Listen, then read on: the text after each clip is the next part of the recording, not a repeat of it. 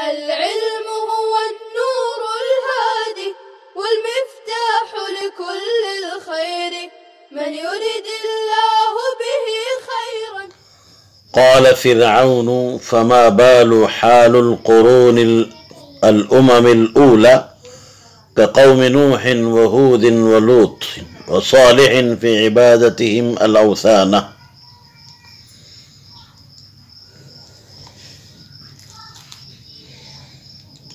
فرعون نے کہا کہ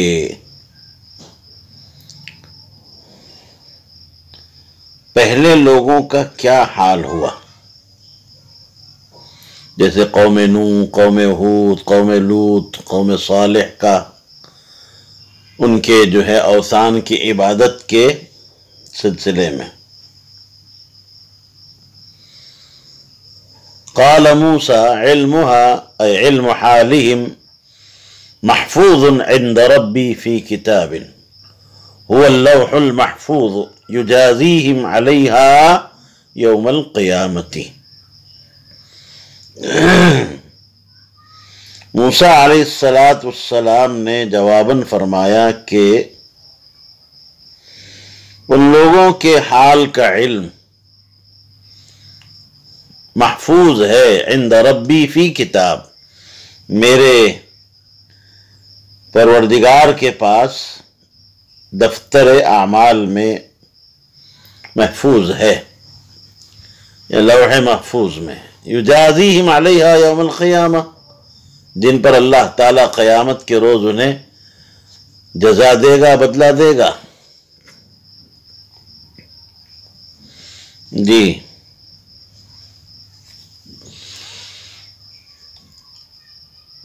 دیکھیے، اس سے پہلے آپ حضرات کے سامنے بات بتائی گئی کہ حضرت موسیٰ علیہ نبینا علیہ السلام نے فرعون کے سامنے یہ بات کہی کہ اِنَّا قَدْ أُوحِيَ إِلَيْنَا أَنَّ الْعَذَابَ عَلَى مَنْ كَذَّبَ وَتَوَلَّى، کہ اللہ کا عذاب جھٹلانے والوں پر، مکذبین پر اور تولی کرنے والوں پر، معرضین پر، روگردانی کرنے والوں پر ایمان وغیرہ سے عذاب واقع ہوتا ہے.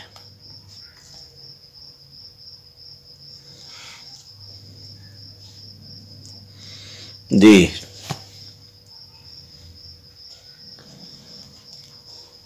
تو فرعون نے اسی پر شبہ کیا کہ اچھا اگر ایسی بات ہے تو ذرا یہ بتاؤ کہ جو اگلوں کا کیا حال ہوا. فما بال القرون الاولی،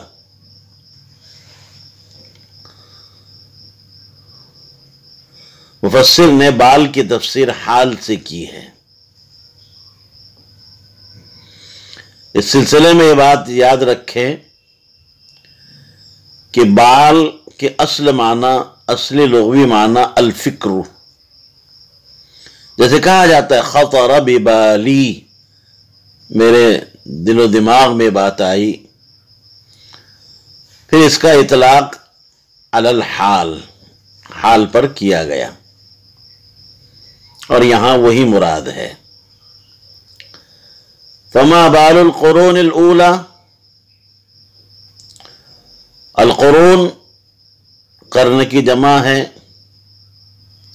مفسر نے اس کی تفسیر فرمائی الامم سے.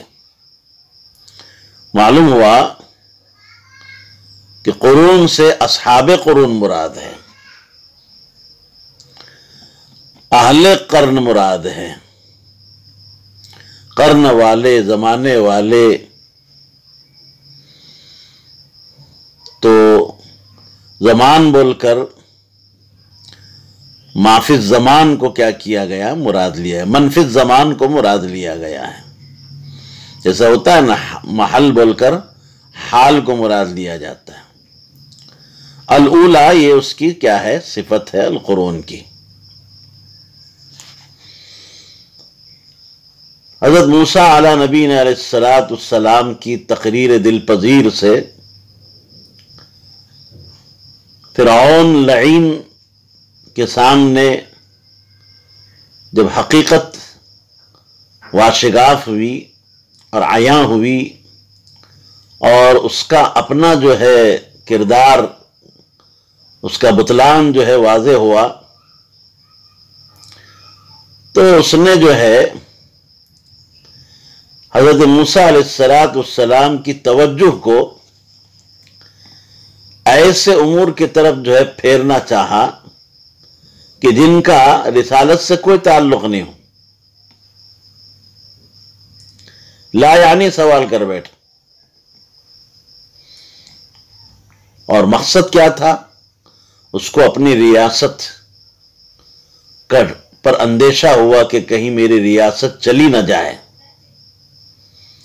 اس لیے حضرت موسیٰ علیہ نبینا علیہ السلام نے بھی اس کی اس جو ہے بات کی طرف توجہ نہیں دی اور فرما دیا قال علمها عند ربی۔ تو اس کے کہنے کا مقصد یہ تھا کہ اگلے جو لوگ گزرے ہیں امم سابقہ سالفہ، قوم نوح، قوم ہود، قوم لوط، قوم صالح، انہوں نے بھی تو جو ہے اوثان کی عبادت کی ہے، انہوں نے بھی جو ہے انبیاء کی تکذیب کی ہے، تو ان پر کون سا عذاب نازل ہوا؟ حضرت موسیٰ علیہ نبینا علیہ السلام نے فرمایا کہ علمها ای علم حالہم محفوظ عند ربہم فی کتاب۔ علمها ای علم حالہم، اس سے بھی آپ سمجھ رہے ہوں گے علمها، ہا ضمیر سے پہلے مفسر نے ایک مضاف مقدر مانا ہے، حالہم، علم حالہم، جی، کہ علم کا تعلق حال سے ہوتا ہے، ذات سے نہیں۔ اور محفوظ کہہ کر خبر کی طرف کیا کر دیا؟ اشارہ کر دیا کہ اس کا علم جو ہے قرون اولیٰ کے حال کا علم میرے رب کے یہاں ہے، فی کتاب، اور کتاب کی تفسیر مفسر نے لوح محفوظ سے فرمائے۔ لوح محفوظ سے بھی تفسیر کی جا سکتی ہے اور نام اعمال سے بھی بعض لوگوں نے تفسیر کی ہے، بہرحال دفتر میں لکھا ہوا ہے، محفوظ ہے۔ جی دیکھیے حضرت موسیٰ علیہ السلام نے اپنے جواب میں گویا کہ یہ اشارہ کیا کہ میں نے کب دعویٰ کیا ہے کہ عذاب موعود دنیا ہی میں آئے گا؟ کوئی ضروری نہیں ہے، جس عذاب کا وعدہ کیا جا رہا ہے اس کا دنیا ہی میں آنا کوئی ضروری نہیں ہے، بلکہ دنیا میں آ بھی سکتا ہے اور آ بھی جاتا ہے اور آیا بھی ہے، اور آخرت میں البتہ یقینی ہے ضروری ہوگا۔ تو ان لوگوں کی جو بدعمالیاں ہیں اور کوتاہیاں ہیں، ان کا جو کفر ہے، وہ میرے پروردگار کے علم میں ہے اور دفتر میں اللہ نے لکھ لیا ہے۔ اللہ تبارک و تعالیٰ کو دفتر کی کوئی حاجت نہیں ہے، کوئی ضرورت نہیں ہے، مگر اللہ تبارک و تعالیٰ نے اپنی بعض حکمتوں کے تحت ایسا کیا ہے۔ اس میں سے ایک حکمت یہ بھی ہے کہ بندوں پر اتمام حجت ہو جائے، بندوں کے اعمال کو اللہ نے محفوظ فرما دیا۔ اور ویسے بھی بشری جو طبع ہے، طبیعتیں ہیں، وہ لکھے ہوئے کو ہی کیا کرتی ہیں؟ قبول کرتی ہیں۔ پوچھا کہاں لکھا ہے بتائیے، جیسے لوگ کہتے ہیں اکثر، جی، تو اتمام حجت کے لیے اللہ تبارک و تعالیٰ نے جو ہے ساری باتیں دفتر میں لکھ رکھی ہیں، وقت پر اللہ تعالیٰ اس کو ظاہر فرمائیں گے اور بتلائیں گے۔ جی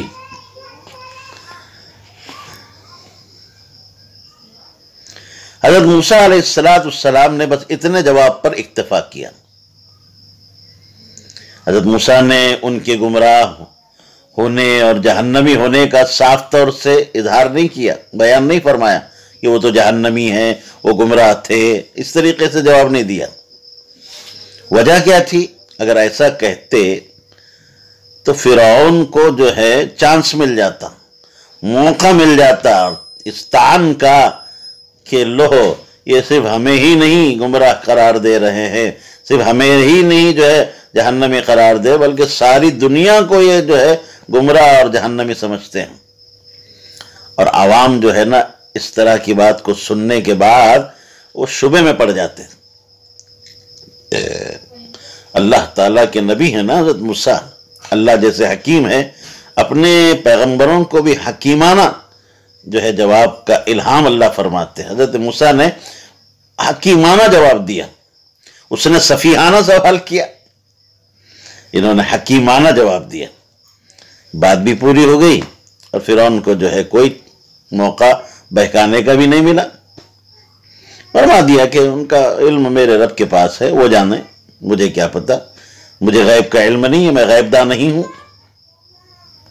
اب کیا انجام ہوگا میرا رب جانتا ہے۔ وہ ہم جی لا يضل يغيب ربي عن شيء ولا ينسى ربي شيئا، میرا پروردگار نہ غلطی کرتا ہے نہ بھولتا ہے، کسی چیز اس کے علم سے غائب بھی نہیں ہوتی، اور نہ میرا رب کسی چیز کو کیا کرتا ہے، فراموش کرتا ہے، بھولتا ہے۔ جی میرا رب جو ہے ان دونوں سے پاک ہے، نہ غلطی کرتا ہے نہ بھولتا ہے۔ غلطی سے مراد کہ کرنا کچھ تھا اور ہو گیا کچھ، اور بھولنے کا مطلب تو بالکل ظاہر ہے۔ دیکھیے بڑی بلیغ عبارت ہے کہ لا یضل ربی ولا ینسا، نہ تو ابتداءً اس سے کوئی خطا ہوتی ہے، کوئی چیز اس کے علم سے جو ہے خارج ہوتی ہے، اور علم میں جو چیزیں ہیں اللہ اس کو بھولتا بھی نہیں ہے، دونوں اعتبار سے۔ یہ کہنے کی ضرورت اس لیے پڑی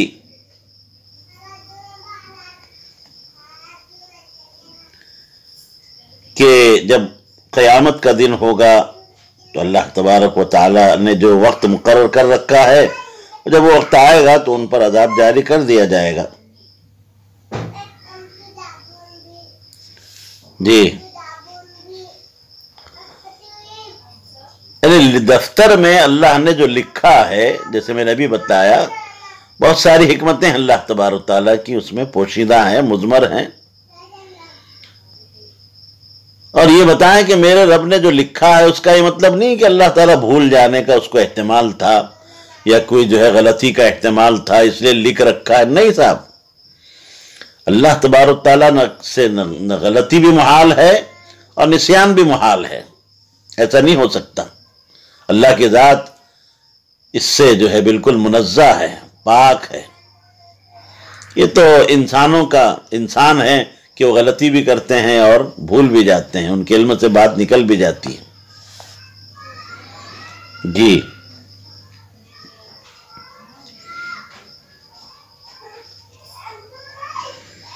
کہتے ہیں کہ هو الذی جعل لکم فی جملۃ الخلق الارض مہادا فراشا وسلک سہل لکم فیہا سبلا طرقا۔ اللہ ایسا ہے، وہ رب ایسا ہے جس نے تم لوگوں کے لیے زمین کو مثل فرش کے بنایا، اور زمین میں تمہارے چلنے کے واسطے راستے بنائے۔ وَأَنزَلَ مِنَ السَّمَاءِ مَاءً مَطَرًا، اور آسمان سے پانی برسایا، یعنی بارش برسائی۔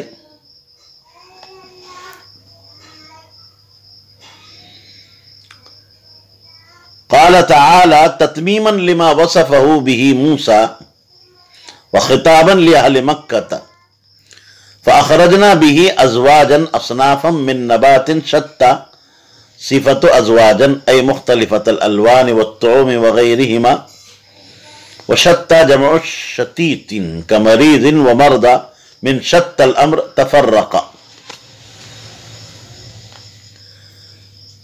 پھر ہم نے انزل من السماء ماء فاخرجنا به ازواجا. اللہ تبارک و تعالی نے حضرت موسیٰ نے جس بات کو بیان کیا اس کی تتمیم کرتے ہوئے اور اہل مکہ کو خطاب کرتے ہوئے فرمایا کہ پھر ہم نے اس پانی کے ذریعے سے مختلف قسم کی نباتات پیدا کیں.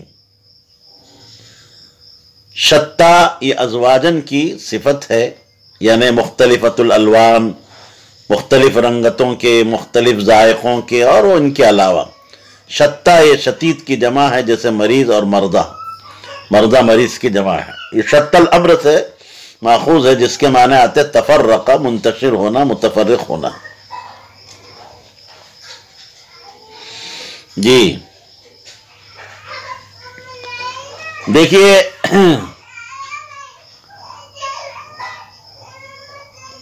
حضرت موسیٰ علیہ السلام نے سے فرعون نے سوال کیا تھا کہ فمن ربکما یا موسیٰ، تمہارا پالنہار پروردگار ہے موسیٰ کون ہے؟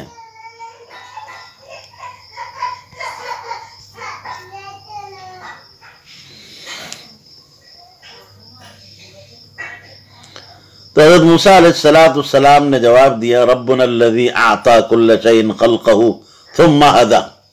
یہ سلسلہ کلام جاری تھا. درمیان میں فرعون نے جو ایک سوال کر دیا تھا، سوال فرعون، اس کا جو ہے حضرت موسیٰ نے اجمالی جواب دیا، تفصیل کو علم الہی کے حوالے فرما دیا. اب اسی سے متصل یہ باتیں ہیں کہ میرا رب وہ ہے کہ جس نے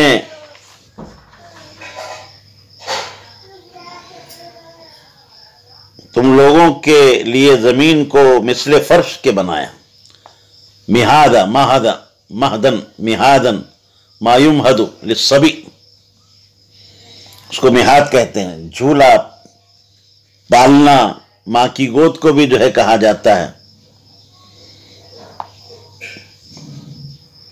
یہاں ترجمہ میں نے کیا مثل فرش کے، معلوم ہوا جعل لکم الارض مہدن ای کالمہدی. یہ تشبیہ بلیغ کہلاتی ہے. حرف تشبیہ یہاں کیا ہے؟ محذوف ہے.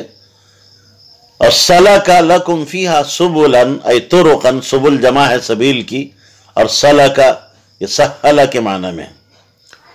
اور تمہارے لیے جو ہے اللہ نے زمین میں مختلف جو ہے راستے کیا کر دیے؟ بنا دیے. ہاں انسانوں کے چلنے پھرنے کے لیے اگر اللہ تبارک و تعالی راستے نہ بناتے، اللہ تعالیٰ زمین کو مثل فرش نہ بناتے تو آرام کیسے کرتے؟ اللہ نے انسان کی راحت کے لیے اور آرام کے لیے اس کو مثل فرش بنا دیا، اور چلنے پھرنے کے واسطے راستے بنائے، اور جناب عالی آسمان سے پانی برسایا جس کے تحت ماءن اے مطر خاص قسم کا پانی. اب قال تعالی، مفسر فرما رہے قال تعالی تتمیما لما وصفه به موسیٰ وخطابا لأہل مکہ. اس سے اس بات کی طرف مفسر اشارہ فرمانا چاہ رہے ہیں کہ فاخرجنا به ازواجا جو ہے یہ کلام الہی ہے. یہ حضرت موسیٰ بطریق حکایت بیان نہیں کر رہے ہیں، بلکہ یہ اہل مکہ کو کیا ہے؟ خطاب ہے، اور ان پر ایک طرح کا احسان جتلانا ہے، امتنان ہے. جی اور یہ جو ہے کلام ختم ہو رہا ہے تارتن اخرى پر. جی اس بات کو ذہن نشی فرما لے. قال تعالی جو کہا حضرت مفسر رحمت اللہ علیہ نے، یہ اس کی جو ہے بنیادی وجہ ہے. فاخرجنا به ازواجا، ازواج یہ زوج کی کیا ہے؟ جمع ہے. اور زوج کے اصلی معنی تو آپ جانتے ہیں، جوڑے کو کہتے ہیں. لیکن یہاں وہ معنی مراد نہیں ہے. مفسر نے کہا اصنافن، جو صنف کی جمع ہے، اصناف کے معنی میں ہے، اقسام کے معنی میں ہے. جیسے اقسام میں مختلف قسم کی نباتات اللہ نے پیدا فرمائی. جی تو یہاں اصناف کو جو ازواج سے تعبیر کیا گیا ہے، ان کے جو ہے بعض کے ساتھ متصل ہونے، لازدواج بعضها مع بعض یا لاقتران بعضها مع بعض. جی یہ بات یاد رکھیے.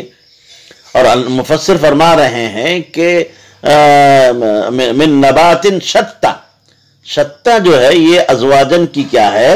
صفت ہے. اور یہ جو ہے نبات کی بھی صفت بن سکتا ہے، اس کا بھی احتمال ہے کہ اصل میں وہ مصدر ہے، اس میں واحد تثنیہ واحد جمع سب برابر ہوتے ہیں. جی صفت ازواجن ای مختلفت الالوان والطعوم، مختلفت الالوان والطعوم وغیرہما. الوان سب کی رنگتیں الگ الگ ہیں، سب کے ذائقے اور مزے کیا ہیں؟ الگ الگ ہیں. اللہ نے دیکھو پانی ایک برستا ہے، ایک ہی قسم کا پانی ہے، مگر جو ہے اللہ رب العالمین اپنی قدرت مطلقہ کے ذریعے سے اور قدرت کاملہ کے ذریعے سے اس زمین سے جس کی حیت بالکل مختلف ہوتی ہے اور پانی بھی ایک ہی طرح کا ہوتا ہے، لیکن اللہ تبارک و تعالی نباتات کو اگاتے ہیں، پھلوں کو اگاتے ہیں تو ان کی رنگتیں مختلف ہوتی ہیں اور مزے بھی سب کے الگ الگ ہوتے ہیں، مختلف الذائقہ، مختلف الالوان، مختلف الطعوم. ان کی سائزیں مختلف ہوتی ہیں، ان کی بناوٹیں مختلف ہوتی ہیں. یہ اللہ کی شان ہے. دیکھیے ایسا ہے ہمارا خدا، ایسا ہے ہمارا رب. شتّا یہ جمع ہے کس کی؟ شتیت کی، جیسے کہ مریض کی جمع مردہ. یہ شت الامر سے ماخوذ ہے. شتّا بمعنی تفرقہ، جی متفرق ہونا. نباتات کی بے شمار اللہ نے قسمیں پیدا فرمائیں اور ان قسموں کا انسان احاطہ بھی نہیں کر سکتا. احاطہ نہیں کر سکتا چاہے کہ وہ ان کو پیدا کرنے پر قادر ہو. پھر جتنے بھی نباتات ہیں، جتنی جڑی بوٹیاں ہیں، پھل پھول ہیں، اے اللہ اکبر، جو ہے درختوں کی جو ہے پھل، درختوں کی پتیاں، درختوں کے پیڑ، درختوں کی چھالیں، ایسی ایسی اللہ نے سب میں خاصیتیں رکھی ہے کہ جناب عالی یہ جو ہے ماہرین، جو علم طب کے ماہرین، وہ خود حیران ہیں. اور برسہا برس نہیں، ہزار برس سے اس کی ریسرچ میں اور تحقیق میں جو ہے وہ اپنا سر کھپا رہے ہیں، لیکن اس کے باوجود بھی یہ نہیں کہا جا سکتا کہ انہوں نے جو لکھ دیا ہے وہ حرف اخیر ہے. بالکل نہیں. جی اور جو اللہ نے غذا جو بنائے نباتات ہے وہ جانوروں کی بھی غذا ہیں اور اس میں کچھ ایسی چیزیں بھی اللہ پیدا کرتے ہیں جس سے انسانوں کے مکانات تعمیر ہوتے ہیں، گھریلو جو ہے سامان جو ہے اس سے بنتے ہیں، ہزاروں قسمیں ہیں. تبارک اللہ احسن الخالقین. جی کلوا منہا ورعوا انعامکم، کلوا منہا ورعوا انعامکم. اب تم خود بھی کھاؤ اور اپنے مویشیوں کو بھی کیا کرو؟ چراؤ. کلو امر کا صیغہ ہے، جمع حاضر ہے. ورعوا یہ بھی امر کا صیغہ جمع حاضر ہے. جی اب یہ جو امر ہے یہ وجوب کے لیے نہیں ہے صاحب، یہ ندب کے لیے ہے. یعنی تم کو اجازت ہے کھانے کی، کھا سکتے ہو، کوئی ضروری نہیں. ورعوا انعامکم، اور اپنے مویشیوں کو، جانوروں کو بھی چراؤ. یہ کلو ورعوا یہ جملہ جو ہے اخرجنا کی ضمیر سے جو ہے حال واقع ہے. مبیحین لکم، ایسا اخرجنا من نبات شتّا مبیحین لکم الاکل ورعی الانعام، یا پھر جو ہے قول کو مقدر مانا جائے ای قائلین کلو ورعوا، بہرحال حال ہیں. انعام کیا ہے؟ جمع نعم. نعمن کی کیا ہے؟ جمع ہے. اور انعام کا اطلاق کن پر ہوتا ہے؟ ہی الابل والبقر والغنم، اونٹ ہے، گائے ہے اور بکری ہے. کہا جاتا ہے رعت الانعام ورعیتها، جانوروں نے چرا یا میں نے جانوروں کو چرایا. اس سے مفسر کا مقصد یہ ہے، بتانا ہے کہ جناب جو ہے یہ لفظ جو ہے ورعوا، یہ رعا یرعا رعین، یہ متعدی بھی استعمال ہوتا ہے اور لازم بھی استعمال ہوتا ہے. دونوں کی مثال مفسر نے دی. والامر للاباحتی وتذکیر النعمتی، ابھی میں نے بات بتائی مفسر فرما رہے کہ کلو ورعو جو ہے یہ امر کے صیغے ہیں، یہ اباحت کے لیے، جیسے میں نے بھی کہا کہ تم کو اجازت ہے، تمہارے لیے مباح ہے، اور تذکیر نعمت کے لیے ہے، اللہ نعمت کو یاد دلا رہے کہ تم میری نعمت کو یاد کرو۔ اور ابھی میں نے بتایا والجملۃ حال من ضمیر اخرجنا ای مبیحین لکم الاکل ورعی الانعام ان فی ذلک المذکور منا لآیات لعبر لأولی النہى لأصحاب العقول جمع نہیۃ كغرفة وغرف سمی به العقل لأنه ينهى صاحبه عن ارتكاب القبائح۔ یقیناً ان سب مذکورہ چیزوں میں اہل عقل کے استدلال کے واسطے قدرت الہیہ کی کیا ہیں؟ نشانیاں ہیں، جی عبرتیں ہیں، نشانیاں ہیں، کن کے لیے؟ لِأُولِي النُّہَى لِأَصْحَابِ الْعُقُولِ، اہل عقل کے لیے، عقل والوں کے لیے۔ نہا یہ نہیتن کی جمع ہے، جیسے غرفتن کی جمع غرف، اور نہا عقل کو اس لیے کہا گیا ہے لِأَنَّهُ يَنْهَى صَاحِبَهُ عَنْ ارْتِكَابِ الْقَبَائِحِ، کہ وہ عقل اپنے صاحب عقل کو جو ہے قبیح کاموں کے ارتکاب سے کیا کرتی ہے؟ روکتی ہے، اس لیے اس کو کیا کہا گیا؟ نہا، جی عقل کو نہیا کہا جاتا ہے، جی۔ تو اس میں بہت ساری نشانیاں ہیں حق تعالیٰ کی قدرت کاملہ کی ہیں، وہ عقل والوں کے لیے۔ ابھی مفسر نے فرمایا کہ نہا نہیتن کی جمع ہے، اور اس کو عقل کو اس لیے کہا جاتا ہے کہ وہ انسان کو برے اور جو ہے مضر کاموں سے کیا کرتی ہے؟ روکتی ہے، لِأُولِي النُّہَى، جی بات آپ سمجھ ہی گئے ہوں گے الحمدللہ۔ السلام عليكم، لا تنسوا الاعجاب بالفيديو والاشتراك في القناة تشجيعا لنا لنستمر بنشر المزيد ان شاء الله.